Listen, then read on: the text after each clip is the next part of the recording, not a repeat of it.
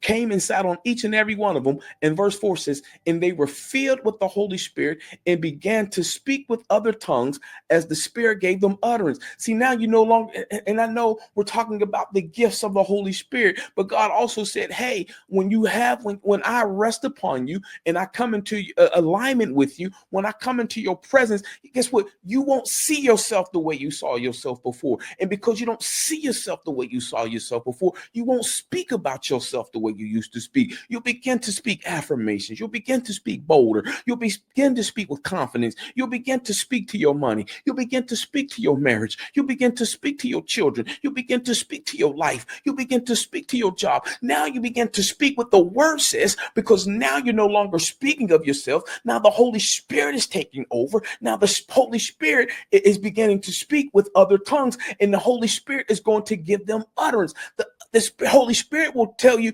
the Spirit will give your your spirit. The Holy Spirit will give your spirit man a new language to begin to pray.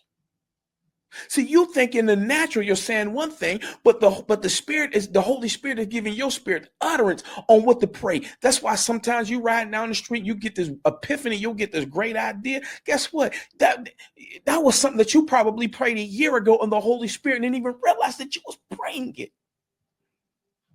So all of a sudden, when you go down the road and you driving, and all of a sudden you get this right, oh, you know what? I'm gonna write this book. Man, that was the Holy Spirit that gave you the utterance when you were praying in the Spirit a year or two ago. And all of a sudden, He says, now they're ready. Now He's ready. Let's go ahead and